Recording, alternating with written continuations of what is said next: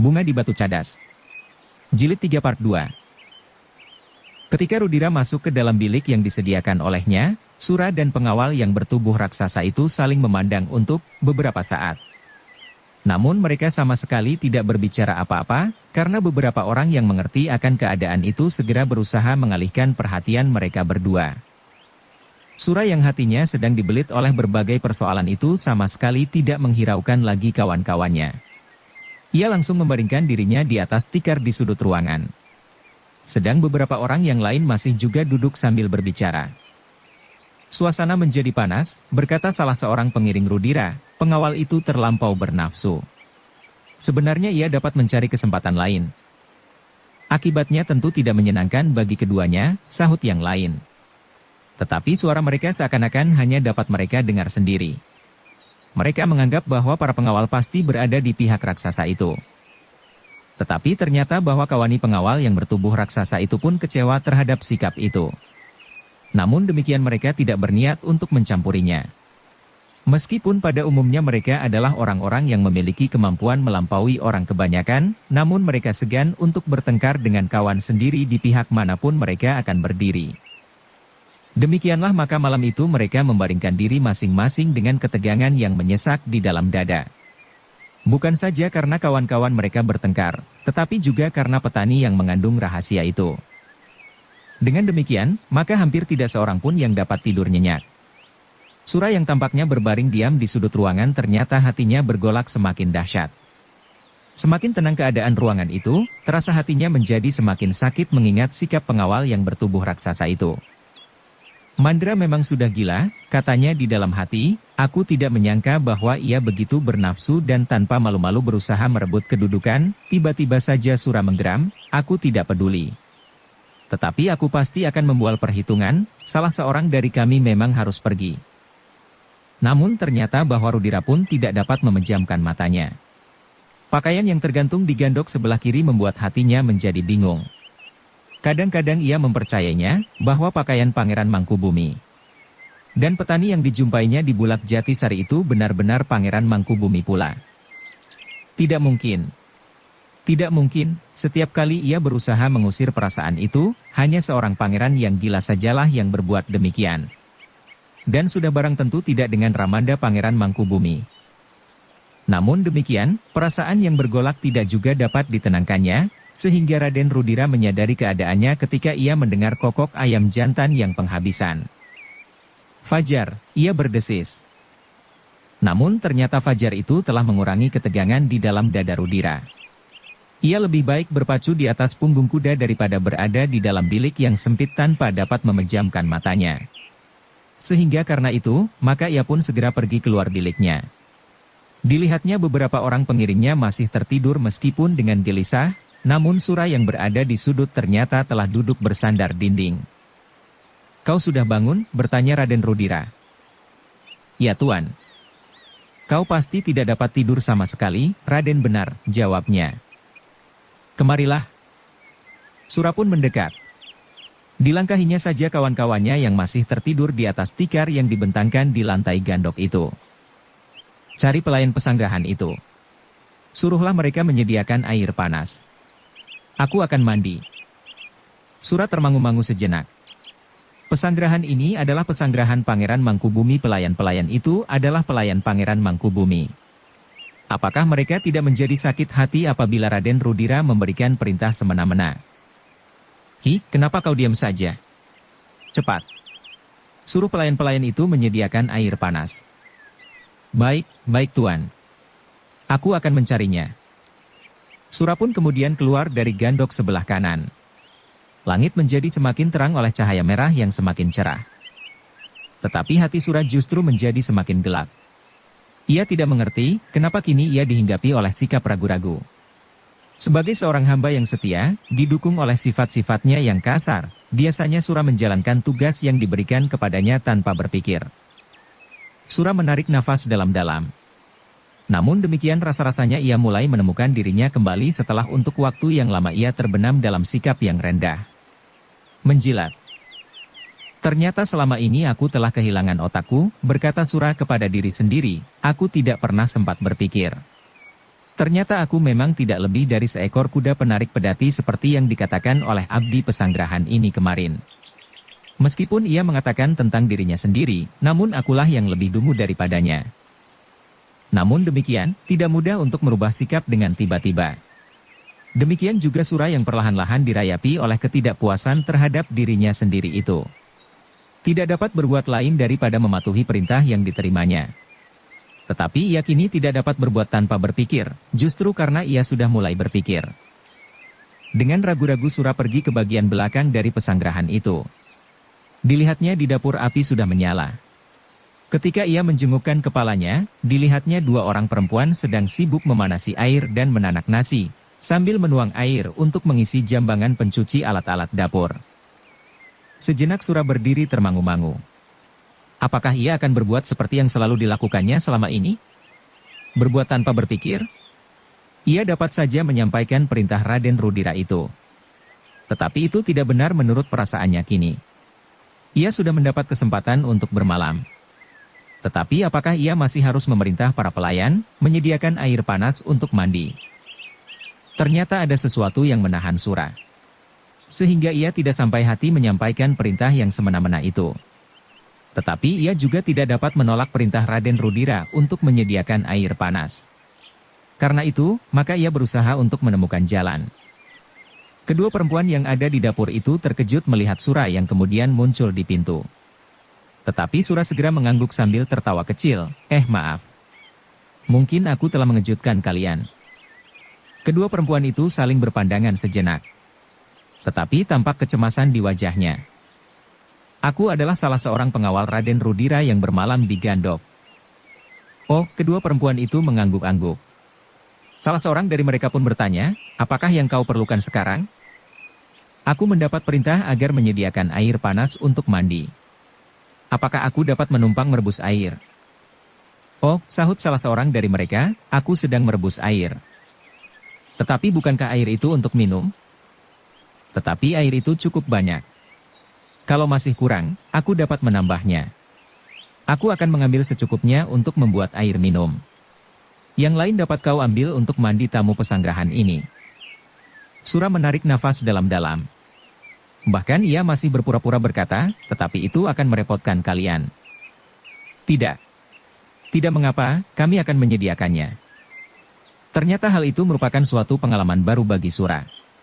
Ia mendapatkan apa yang dikehendaki tanpa membentak dan mengancam. Beberapa hari yang lalu, aku tentu bersikap lain dari sekarang, berkata Sura di dalam hatinya, barangkali 3 hari yang lalu, jika aku mendapat perintah itu, aku akan masuk ke dapur ini sambil bertolak pinggang dan berteriak, sediakan air untuk tuanku. Sura menarik nafas dalam-dalam. Dengan demikian ia memang akan mendapat air.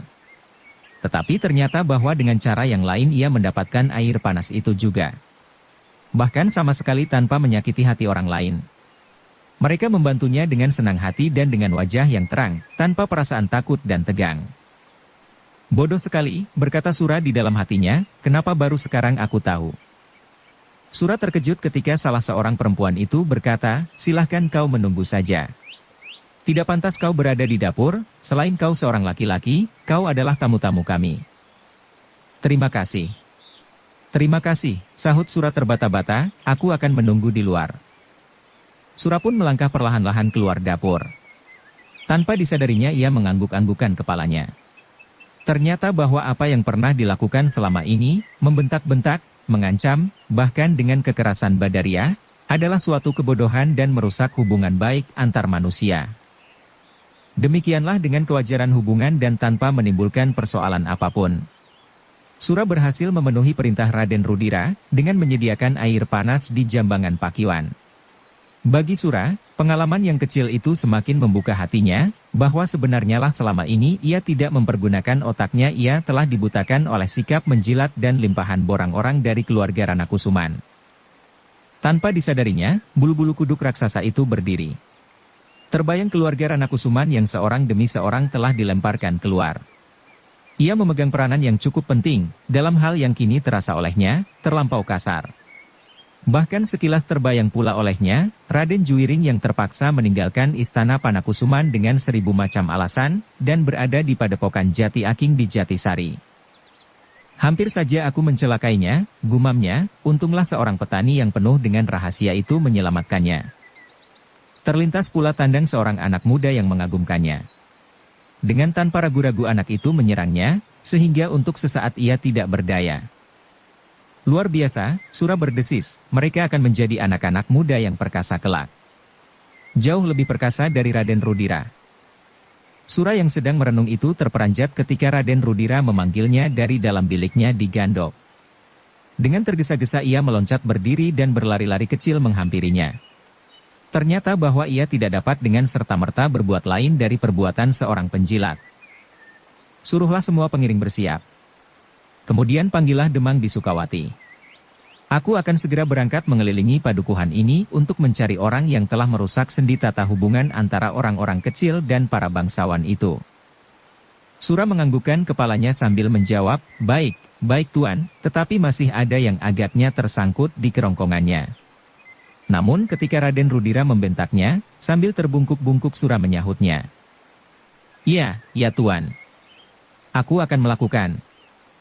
Sikap Sura itu ternyata tidak lepas dari sorotan mata Raden Rudira.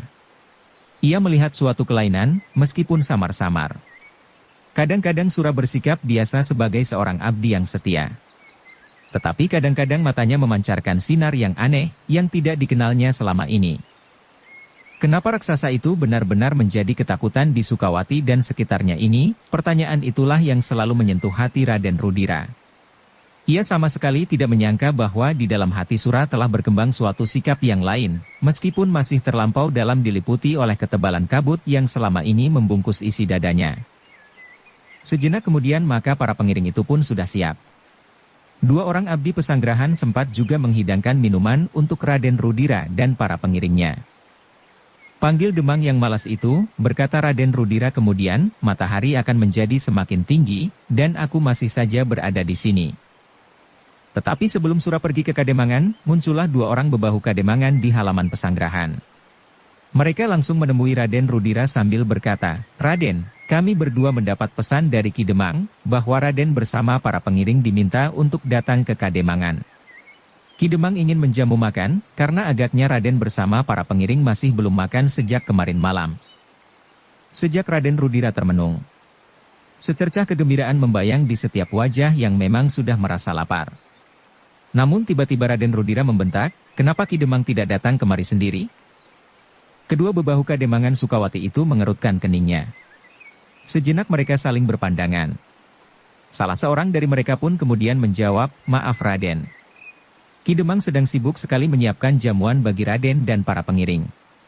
Ki Demang tidak dapat mempercayakannya kepada para pelayan, agar jamuan itu tidak mengecewakan Raden. Raden Rudira mengangguk-angguk. Sebelum ia menjawab dipandanginya setiap wajah para pengiringnya. Agaknya mereka pun mengharap undangan itu dapat diterima, karena sebenarnya lah mereka menjadi lapar. Jika mereka berburu, maka semalam mereka pasti sudah makan dengan daging hasil buruan mereka. Tetapi ternyata semalam mereka terbaring dengan gelisah karena di antara kawan-kawan mereka sendiri telah terjadi perselisihan. Baiklah, berkata Rudira kemudian, kami akan pergi ke Kademangan sebentar lagi. Suruhlah Ki Demang bersiap, bahwa kita akan segera pergi mencari petani yang telah berani melanggar tata kesopanan terhadap para bangsawan di Bulak Jatisari. Kau dengar? Iya, ya Raden. Kami akan menyampaikannya kepada Ki Demang di Sukawati. Pergilah mendahului. Kami akan mempersiapkan segala sesuatu yang perlu bagi kami. Kami akan langsung pergi mencari petani itu tanpa kembali ke pesanggerahan ini lagi. Baik Raden. Kami akan mendahului. Raden Rudira memandang kedua bebahu yang meninggalkan pesanggerahan itu dengan kerut-merut di keningnya. Sejenak kemudian, kedua orang itu pun segera lenyap di balik regol, disusul oleh derap kaki-kaki kuda yang berlari kencang. Mereka berkuda, berkata Raden Rudira kepada diri sendiri. Demikianlah maka Raden Rudira bersama pengiringnya, segera mempersiapkan diri masing-masing. Mereka akan segera meninggalkan pesanggerahan itu dengan membawa semua bekal mereka, karena mereka tidak akan kembali lagi ke pesanggerahan itu. Sura, panggil Raden Rudira kemudian, panggil para pelayan, beritahukan, bahwa aku akan pergi. Baik, baik Raden, sahut Sura. Tetapi ia masih ragu-ragu, apakah ia harus memberitahukan kepada para pelayan, atau sebaiknya ia minta diri. Kenapa kau masih berdiri di situ, bentak Raden Rudira. Oh, Sura menganggukkan kepalanya dalam-dalam. Ia pun kemudian pergi ke belakang mencari para pelayan. Tetapi pengalamannya telah membuatnya menjadi seorang yang mempunyai pertimbangan atas tingkah lakunya. Ketika ia bertemu para pelayan, ia sama sekali tidak sekedar memberitahukan bahwa Raden Rudira akan meninggalkan pesanggerahan, tetapi katanya kepada pelayan itu, Kisanak, Raden Rudira akan minta diri. Kami akan pergi ke Kademangan, tetapi selanjutnya kami akan langsung meninggalkan Sukawati tanpa singgah ke pesanggerahan ini. Oh, pelayan itu terkejut, begitu tergesa-gesa. Kami akan menyiapkan makan buat kalian. Kami harap kalian bersabar sebentar. Terima kasih. Terima kasih sekali. Kami terpaksa sekali tidak dapat menerima kebaikan hati Kisanak. Ki Demang agaknya menduga bahwa tidak ada persediaan di pesanggerahan ini. Karena itu Ki Demang sudah menyediakan makan buat kami. Baru saja 2 orang pesuruhnya datang menjemput kami. Jadi, kami minta maaf. Lalu buat apa nasi sebanyak ini? Kami sudah terlanjur menyanggupi Ki Demang di Sukawati. Aku kira nilainya sama saja buat kami. Kami telah menerima kebaikan hati rakyat Sukawati. Pelayan itu tampak kecewa sekali. Tetapi ia pun kemudian berdesah, apa boleh buat. Lain kali kami akan datang. Dan lain kali kami akan menolak pemberian siapapun juga. Kini kami dihadapkan pada pilihan yang sama-sama berat. Pelayan itu mengangguk-angguk. Sekarang, kami akan minta diri. Raden Rudira dan para pengiringnya yang lain pun akan minta diri pula. Pelayan itu mengangguk-angguk. Dengan tergesa-gesa ia membenahi pakaiannya. Kemudian diajaknya seorang kawannya menyertainya ke gandok sebelah kanan. Raden Rudira hampir tidak sabar menunggu. Ketika ia melihat Sura membawa 2 orang pelayan mendekatinya, dari kejauhan Raden Rudira sudah berkata, kami tergesa-gesa. Kedua pelayan itu pun berjalan semakin cepat. Sambil membungkukkan kepala mereka berhenti beberapa langkah di hadapan Rudira. Salah seorang dari mereka berkata, kami mengucapkan selamat jalan Raden. Sebenarnya kami sedang menyiapkan makan buat Raden dan para pengiring. Aku tidak sempat, jawab Raden Rudira, aku akan pergi ke Kademangan. Selanjutnya aku akan mencari orang yang telah menyakitkan hatiku itu. Pelayan itu mengerutkan keningnya. Namun kemudian ia berkata sekali lagi, kami mengucapkan selamat jalan. Raden Rudira menjadi acuh tidak acuh. Bahkan ia merasa bahwa ternyata para pelayan itu kini telah berubah sikap. Mereka terpaksa menghormatinya sebagaimana seharusnya menghormati seorang bangsawan. Aku akan pergi. Silahkan Tuan. Kami sangat berterima kasih bahwa Tuan sudi singgah ke pesanggahan ini. Aku singgah di rumah pamanku, tidak di rumah kakekmu, jawab Raden Rudira. Kedua pelayan itu saling berpandangan. Tetapi mereka tidak mengucapkan sepatah kata pun. Dan Raden Rudira tidak menghiraukannya lagi. Ia ingin menunjukkan bahwa ia memang seorang bangsawan yang seharusnya dihormati. Tingkah laku para pelayan itu kemarin sangat menyakitkan hatinya. Kini agaknya mereka menyadari dan menempatkan diri mereka pada keadaan yang seharusnya bagi seorang pelayan. Bawa kudaku kemari, tiba-tiba saja Raden Rudira berteriak. Dengan tergesa-gesa seorang pengiring berlari-lari sambil membawa kuda Raden Rudira. Tetapi Raden Rudira itu menjadi sangat terkejut ketika pelayan yang disangkanya menyesali tingkah lakunya kemarin itu berkata, Tuan, maaf. Tuan tidak dapat menaiki kuda Tuan di halaman pesanggahan ini. Wajah Raden Rudira tiba-tiba menjadi merah padam. Ternyata ia salah sangka. Ternyata pelayan-pelayan pesanggahan ini masih saja seperti kemarin. Deksura dan tidak sopan sama sekali. Namun dengan demikian Raden Rudira justru terdiam. Hanya giginya sajalah yang terdengar gemeretak, serta wajahnya yang semakin merah. Sura berdiri tegak seperti patung. Kini tanggapannya atas sikap Raden Rudira menjadi lain. Seakan-akan ia melihat seorang bangsawan yang lain dari yang selalu diikutinya. Namun ia pun kemudian menyadari bahwa bukan Raden Rudiralah yang berubah, tetapi tanggapannya atas Raden Rudira itu. Kedua pelayan itu pun menundukkan wajah-wajah mereka.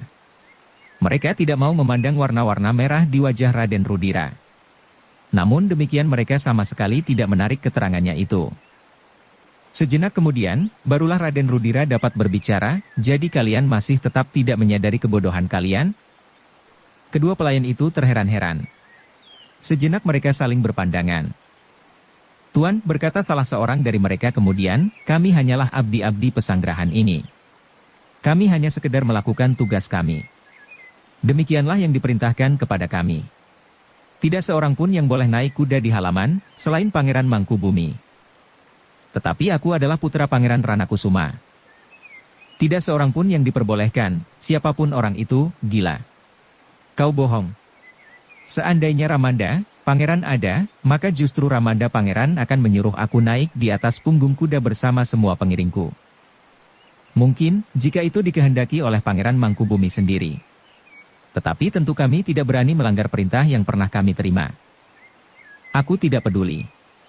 Aku tidak percaya bahwa Ramanda Pangeran benar-benar membuat peraturan itu. Itu hanya karena kalian ingin menunjukkan bahwa kalian berkuasa di sini apabila Ramanda Pangeran tidak ada.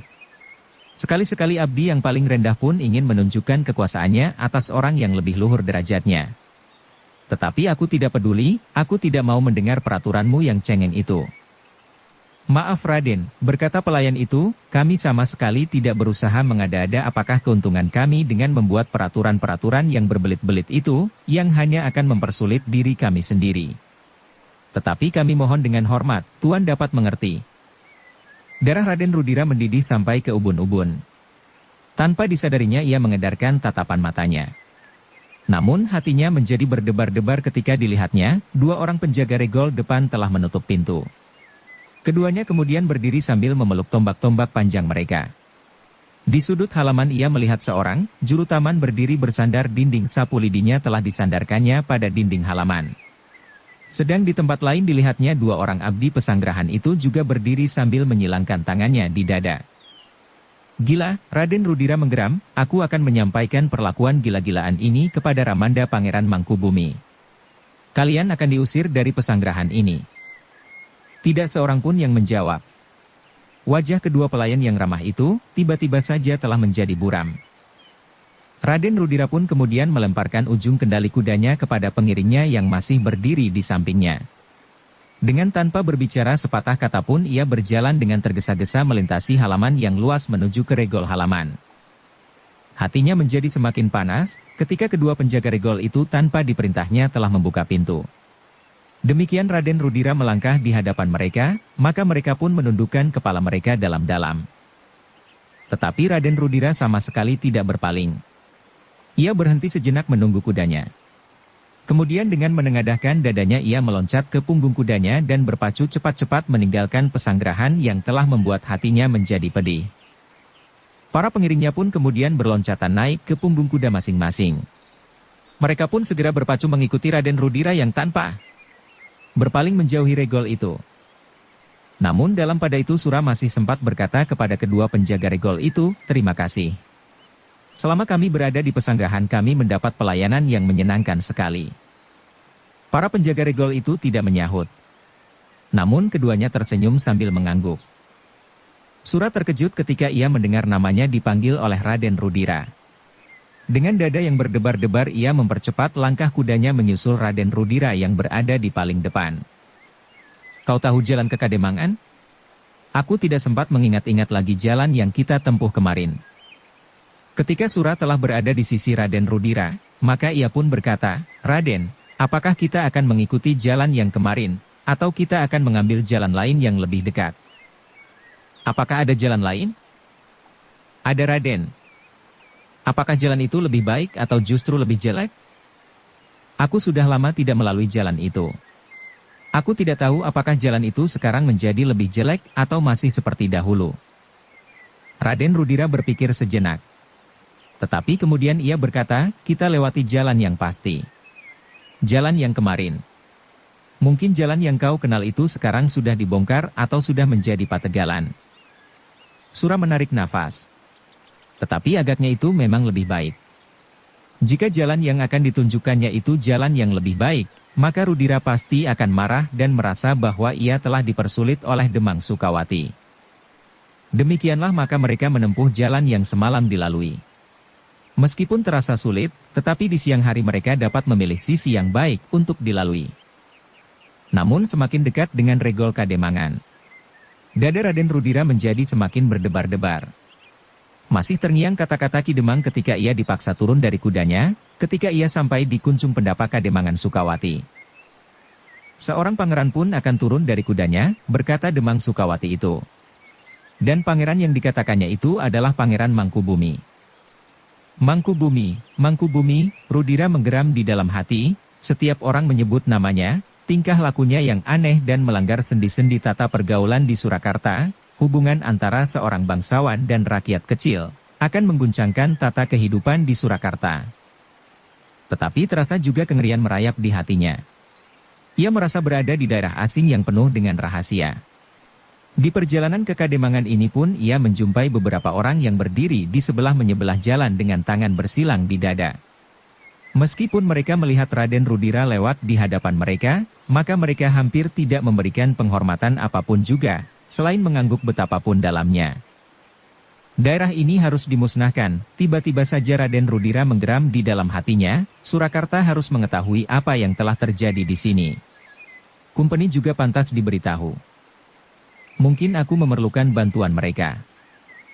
Raden Rudira menyadari angan-angannya ketika ia sudah berada di Regol Kademangan. Ia melihat Ki Demang dan beberapa orang bebahu Kademangan sudah siap menyambutnya. Gila, desis Raden Rudira, kadang-kadang mereka bersikap sangat sopan. Tetapi kadang-kadang sikap mereka sangat deksura. Namun dengan demikian, terasa bahwa rahasia yang menyaput padukuhan ini menjadi semakin tebal. Meskipun Raden Rudira berusaha menengadahkan kepalanya, tetapi terasa juga dadanya bergetar semakin cepat. Ki Demang di Sukawati yang tampaknya ramah dan hormat itu, memancarkan tatapan mata yang aneh baginya. Silahkan Tuan, kami sudah menunggu, berkata Ki Demang Sukawati. Raden Rudira mengangguk-anggukan kepalanya. Dipandanginya pendapa Kademangan yang sudah terisi oleh bentangan tikar yang putih serta beberapa jenis makanan. Rudira menarik nafas dalam-dalam. Beberapa langkah kudanya berjalan memasuki halaman itu. Tetapi sekali lagi ia merasa debar jantungnya menjadi semakin cepat, ketika ia melihat kuncung pendapa Kademangan itu. Ia harus turun apabila kudanya memasuki kuncung itu. Karena itu, Raden Rudira tidak mau pergi ke kuncung pendapa. Tetapi ia menarik kendali kudanya ke kiri, sehingga kuda itu melangkah ke samping dan berhenti di depan tangga di sisi pendapa. Ki Demang berdiri termangu-mangu. Tetapi ia pun kemudian menyusul Raden Rudira yang meloncat dari punggung kudanya langsung ke tangga pendapa yang terakhir. Selangkah ia naik, maka ia sudah berdiri di pendapa. Seorang pengiringnya segera memegang kendali kudanya dan menuntunnya menepi, mengikatnya pada tonggak-tonggak di sebelah gandok. Ki Demang menarik nafas dalam-dalam. Ia melihat kekerasan hati putra Pangeran Ranakusuma itu. Namun ia melihat juga bahwa sebenarnya hatinya bukanlah hati yang kuat dan tabah. Apalagi ia sama sekali bukan seorang bangsawan yang berjiwa besar. Ia masih memerlukan bersikap angkuh yang berlebih-lebihan untuk mengangkat kewibawaannya yang tentu dirasakannya sendiri, masih belum setinggi yang diharapkannya. Tetapi Ki Demang tidak mempersoalkannya lebih lanjut. Dipersilahkannya Raden Rudira dan pengiringnya duduk melingkari makanan yang lelah disediakan. Tetapi rasa-rasanya makanan yang berlimpah-limpah itu tidak memberikan rangsang bagi Raden Rudira sendiri untuk makan dengan tenang. Berbeda dengan para pengiringnya yang menyuapi mulutnya dengan penuh gairah, maka Raden Rudira rasa-rasanya selalu digelisahkan oleh kesamaran Kademangan Sukawati itu. Bahkan tiba-tiba saja Raden Rudira terkejut ketika ada seekor kuda berlari kencang di halaman. Tanpa berhenti di samping pendapa kuda itu langsung masuk ke longkangan belakang. Begitu kuda dan penunggangnya itu hilang di balik sudut pendapa, maka seakan-akan suara derap kaki kuda itu pun segera menghilang. Beberapa orang pengiring Raden Rudira berhenti juga menyuapi mulut masing-masing dan berpaling. Tetapi mereka tidak menghiraukannya lagi, setelah kuda itu hilang dari tatapan mata mereka, karena mereka kembali disibukkan oleh makanan di hadapan mereka. Tetapi Raden Rudira yang memang selalu dibayangi oleh kecurigaan itu menjadi semakin curiga, meskipun ia tidak berbuat apapun juga namun belum lagi hatinya menjadi tenang, sekali lagi seekor kuda dengan penunggangnya berlari memasuki halaman itu, dan seperti yang terdahulu, kuda itu pun seakan-akan lenyap di balik sudut pendapa. Raden Rudira tidak dapat menahan kecurigaannya lagi. Dengan ragu-ragu ia bertanya kepada Ki Demang, siapakah mereka? Oh, Ki Demang tersenyum, mereka adalah keluargaku, Tuan. Keluargamu? Maksudmu, apakah mereka bebahu Kademangan atau sanak kadangmu? Yang terdahulu adalah anakku laki-laki, berkata Ki Demang, anakmu. Kenapa ia berkuda terus sampai ke Longkangan? Itu sudah menjadi kebiasaannya, Tuan. Yang kedua, adik iparku. Juga kebiasaannya berkuda sampai ke Longkangan, ya.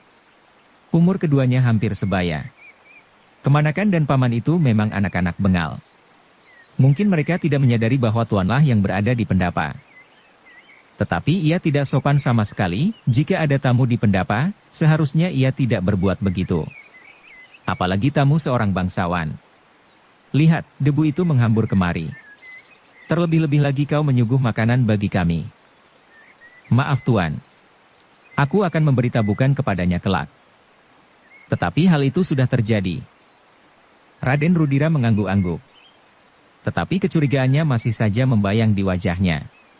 Apalagi ketika Ki Demang kemudian berkata, mereka adalah pengiring-pengiring Pangeran Mangkubumi apabila pangeran itu berada di pesanggerahan dan berkenan untuk pergi berburu. Pengiring Ramanda Pangeran Mangkubumi? Bohong. Pengiring Ramanda Pangeran pasti pengawal-pengawal Kapangranan yang tingkatnya hampir serupa dengan prajurit-prajurit kerajaan. Memang, sahut Ki Demang, tetapi di pesanggerahan Pangeran Mangkubumi senang sekali bergaul dengan anak-anak muda. Mereka banyak mendapat kesempatan. Dua di antara mereka adalah anak dan iparku itu. Mereka adalah pemburu-pemburu yang baik di hutan-hutan perburuan di daerah Sukawati. Pangeran Mangkubumi memang membiarkan beberapa bagian hutan menjadi lebat. Berburu di hutan rindang tidak lagi menyenangkan baginya dan bagi anak-anak Sukawati itu. Wajah Raden Rudira menjadi tegang. Namun kemudian ia bertanya, jadi ada juga abdi Ramanda Pangeran yang khusus mengikutinya berburu? Bukan abdi, tetapi kawan berburu. Raden Rudira membelalakan matanya, kau katakan anak dan iparmu itu kawan berburu bagi Ramanda Pangeran Mangkubumi. Ya Tuan. Apakah kau sudah mabuk pangkat hanya karena kau menjadi seorang demang di Sukawati? Raden Rudira membelalakan matanya, aku tidak senang kau menyebut anak dan iparmu itu sebagai pengiring Ramanda Pangeran. Yang pantas mereka adalah hamba-hambanya. Sekarang justru kau menyebutnya sebagai kawan. Ki Demang menjadi terheran-heran. Sejenak ia memandang Raden Rudira. Kemudian para bebahu di Sukawati. Dengan ragu-ragu menjawab, maaf Tuan. Tetapi demikianlah Pangeran Mangkubumi menyebutnya. Mereka adalah kawan-kawan berburu. Tentu aku tidak akan berani menyebutnya demikian, jika Pangeran Mangkubumi sendiri tidak mengatakan demikian. Bohong, bohong, Raden Rudira hampir berteriak. Tetapi ia pun kemudian berusaha menahan hatinya. Namun dengan demikian dadanya menjadi semakin sesak. Para pengiring dan pengawal yang sedang sibuk menelan makanan, terpaksa berhenti juga sejenak. Dipandanginya wajah Raden Rudira yang merah. Tetapi ada pula di antaranya yang tidak menghiraukannya lagi selagi makanan di hadapannya masih tersisa. Namun demikian, mereka terpaksa menelan dengan susah payah ketika tiba-tiba saja Raden Rudira berkata, kita pergi sekarang. Antarkan kami mencari petani yang telah berani melawan aku dan para bangsawan itu. Ki Demang terkejut. Dengan ragu-ragu ia bertanya, tetapi silahkan menyelesaikan dahulu Tuan. Juga para pengiring sedang makan. Cukup. Sudah cukup. Beberapa orang dengan tergesa-gesa menyuapkan makanan yang tersisa, sehingga kadang-kadang mereka terpaksa menarik leher yang serasa sesak, disusul oleh beberapa teguk air hangat untuk mendorong makanan itu turun ke dalam perut. Agaknya Raden Rudira tidak sabar lagi menunggu. Lapun segera berdiri dan berjalan turun dari pendapa. Ambil kudaku, teriaknya. Para pengiringnya pun kemudian dengan tergesa-gesa berdiri. Ada juga 1-2 orang yang sempat memasukkan beberapa bungkus makanan ke dalam kantong-kantong baju mereka. Nagasari dan Hawuk-Hawuk. Ada juga yang tidak sempat lagi mengunyah makanan yang sudah ada di dalam mulutnya, sehingga hampir saja makanan itu menyumbat lehernya, jika ia tidak segera menelan beberapa teguk minuman. "Tunggu sebentar Tuan," berkata Ki Demang, "aku akan menyiapkan kudaku." "Kau berjalan kaki," bentak Raden Rudira. Namun kemudian ia menyadari bahwa dengan demikian akan menelan waktu terlampau lama, sehingga katanya kemudian, "Cepat, ambil kudamu." Ki Demang menjadi termangu-mangu sejenak.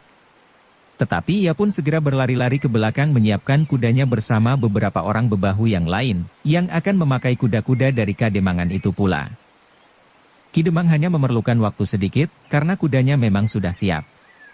Kuda itu adalah kuda yang baru saja berlari memasuki halaman Kademangan itu. Demikianlah maka Raden Rudira diantar oleh Ki Demang di Sukawati meninggalkan Kademangan. Dengan nada yang datar Rudira berkata, "Kita kelilingi padukuhan induk ini sebelum kita pergi ke setiap padukuhan yang lain." "Tetapi Tuan," berkata Ki Demang, "jika Raden ingin bertemu dengan para petani di saat-saat begini, pada umumnya mereka berada di sawah atau di sungai." Raden Rudira mengerutkan keningnya. Sambil mengangguk-angguk ia berkata, "Ya, pada umumnya mereka berada di sawah. Tetapi kenapa ada juga yang di sungai? Mereka yang telah selesai dengan kerja di sawah, ada juga yang pergi menjala ikan di sepanjang sungai Tuan. Sekedar untuk tambah membeli garam." "Apakah banyak petani-petani yang pergi menjala ikan di sungai itu?" "Beberapa. Ada 5 atau 6 orang dari padukuhan ini. Tetapi ada padukuhan yang hampir semua laki-laki dewasa pergi mencari ikan di saat-saat tidak ada kerja di sawah. Di saat-saat mereka tinggal menunggu padi yang sudah mulai menguning." "Persetan," geram Raden Rudira, "bawa aku ke sawah." Ki Demang mengangguk-anggukkan kepalanya. Diiringi oleh Ki Demang, maka Raden Rudira bersama pengawal-pengawalnya melintas keluar dari padukuhan dan menuju ke bulak yang luas di sebelah padukuhan itu. Tetapi sawah yang terbentang di hadapannya terlalu luas. Hampir sampai ke batas penglihatan. Di cakrawala barulah tampak sebuah padukuhan yang lain, padukuhan kecil. Di sebelah yang lain ada juga padukuhan kecil serupa, tetapi jarak itu tidak terlalu dekat. "Untunglah Demang itu berkuda," berkata Rudira di dalam hatinya, "kalau tidak, maka sehari penuh aku tidak akan dapat mengelilingi bulak yang satu ini." Demikianlah maka kuda itu pun segera berpacu. Dilihatnya beberapa orang laki-laki yang sedang bekerja di sawah. Ketika mereka mendengar derap kaki kuda, mereka pun mengangkat kepala mereka. Tetapi kepala itu pun segera tertunduk kembali menekuni kerja yang belum selesai. "Gila," berkata Raden Rudira di dalam hati, "kenapa rakyat Sukawati ini acuh tidak acuh terhadap seorang yang asing?" Tetapi ia tidak mengucapkannya. Yang dikatakannya adalah, "Sura, jangan lengah. Lihat setiap orang. Kalau kau melihat orang yang kita cari, kau harus mengatakan kepadaku." Sura mengerutkan keningnya. Tetapi ia tidak segera menjawab. "Sura, apakah kau sudah tuli atau bisu?" "Iya, ya Raden." Sura menjawab terbata-bata. Namun ketegangan melonjak ketika di antara para pengawal terdengar suara tertawa pendek.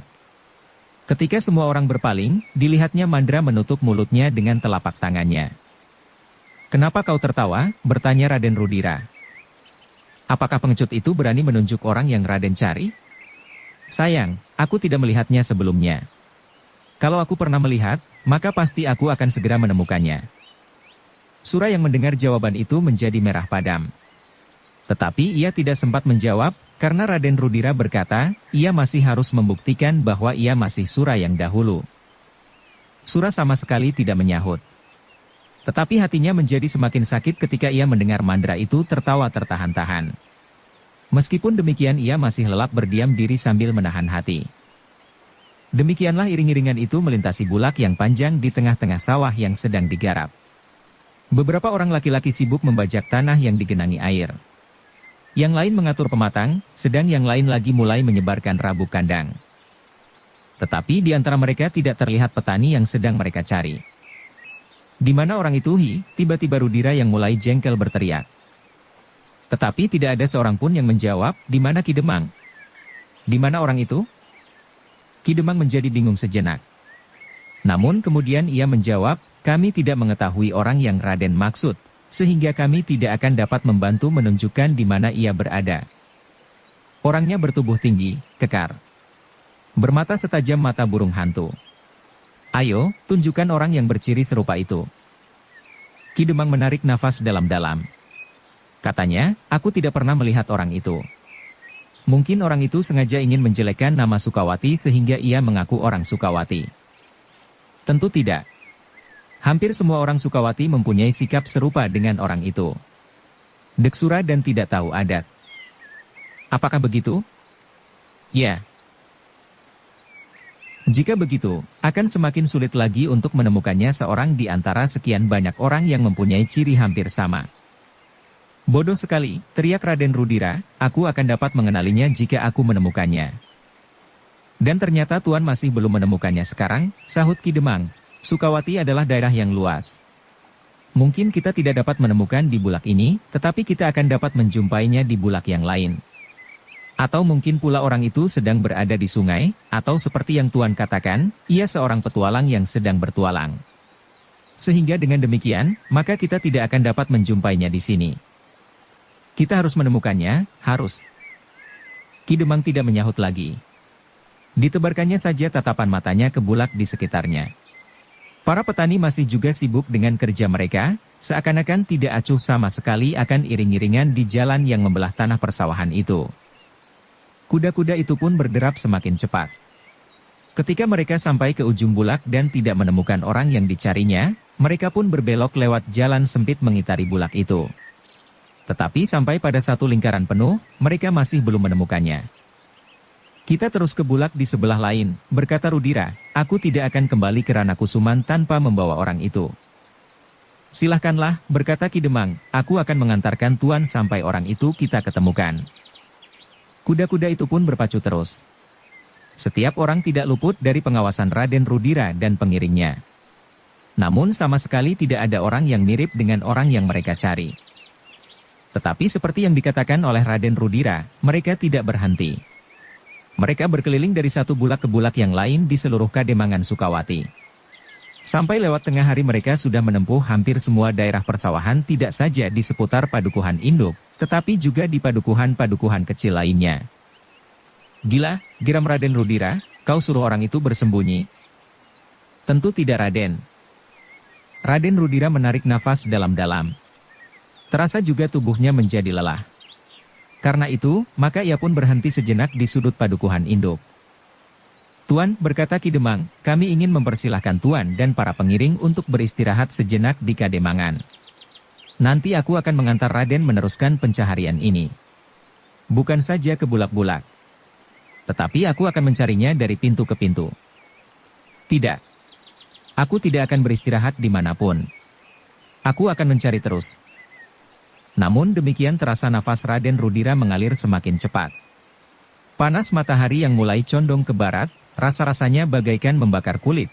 Sehingga dengan demikian, maka hati Raden Rudira pun rasa-rasanya telah ikut terbakar pula. Tetapi yang dicarinya belum juga dapat diketemukan. Sementara itu para pengiringnya pun telah menjadi lelah dan haus, bahkan jemu. Mereka hampir tidak mengharap akan menemukan orang yang dicarinya. Seorang di antara sekian banyak orang-orang Sukawati. Bahkan mungkin orang itu sama sekali bukan orang Sukawati. Untuk menghilangkan jejak, dapat saja ia menyebut dirinya orang Sukawati. Namun demikian, seperti yang dikatakan oleh Rudira, ada juga ciri-ciri yang sama pada orang-orang Sukawati itu. Mereka bersikap acuh tidak acuh terhadap bangsawan. Dan hal itu agaknya terbawa oleh sikap Pangeran Mangkubumi yang rendah hati, sehingga bagi orang Sukawati, bangsawan bukannya manusia. Dukung kami dengan subscribe, follow, like, komen dan share. Terima kasih.